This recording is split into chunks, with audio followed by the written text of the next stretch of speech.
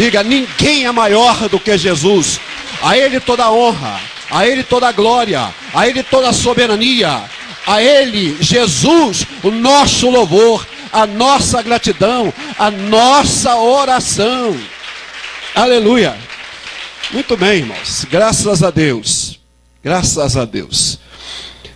Queridos, uma mensagem, ela é composta de dois elementos: a emoção e a reflexão.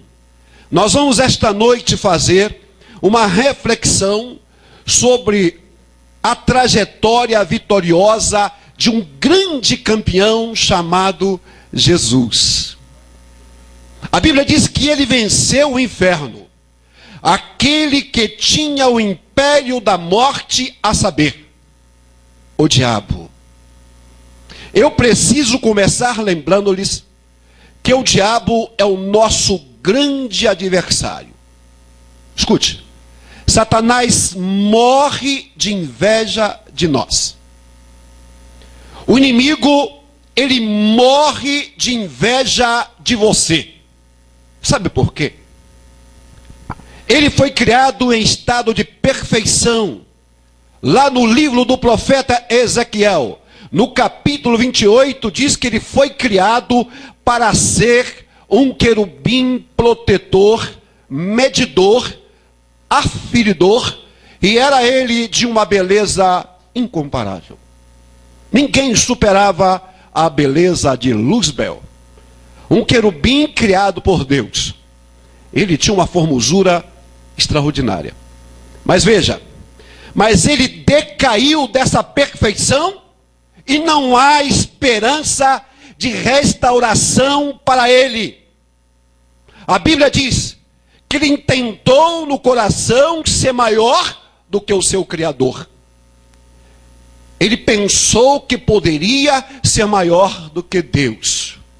Mas veja, diz o salmista que nós fomos gerados em pecado. Olha o inverso. Ele criado em perfeição e nós gerados em pecados. Ele criado e a gente gerado. Ele caiu da perfeição e não tem mais esperança. Quanto a nós, a Bíblia diz que Cristo se manifestou para desfazer as obras do diabo. Jesus fez-se homem e morreu por nós. Jesus não morreu apenas para nos salvar, mas ele morreu para anular o poder das trevas contra a nossa vida. Escute, estou introduzindo. A teologia cristã entende que quando o homem pecou, Satanás passou a ter o poder de impor a morte como ameaça para manter os homens escravos do pecado.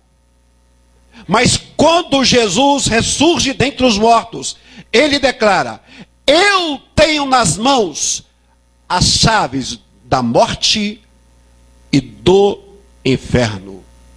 Ou seja, a ressurreição de Cristo é a garantia de que todo o poder de Satanás foi neutralizado pela vida de Jesus.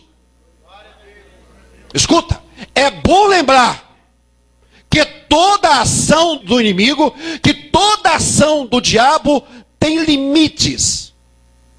Tem limites estabelecidos pela soberania de Deus. Ou seja, o diabo não pode te atacar gratuitamente.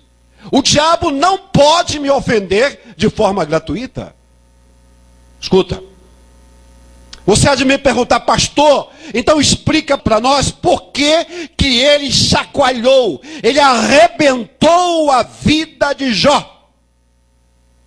Eu também queria entender. E eu muitas vezes questionei a Deus, mas quando eu li o livro de Jó, versículo por versículo, eu encontrei que por 16 vezes Jó lamenta o seu estado. Por 33 vezes Jó questiona a Deus e pergunta: por que, Jeová? Por 5 vezes Jó chorou a saudade dos seus filhos. Mas atenção, eu só encontrei uma vez, lá no capítulo 9 e no versículo 33, Jó fazendo uma reclamação. Ele faz a seguinte reclamação: Deus, se eu tivesse um intercessor, um árbitro, que se colocasse entre mim e os meus agressores, eu não estaria nessa situação. Olha para mim. Jó sentiu falta de um amigo. Jó sentiu falta de um árbitro. Jó sentiu falta de um intercessor. Agora atenção. No Novo Testamento, no Evangelho segundo escreveu São Lucas, no capítulo 21, versículo 31, Jesus chega para Pedro e diz: Pedro, vem cá, querido.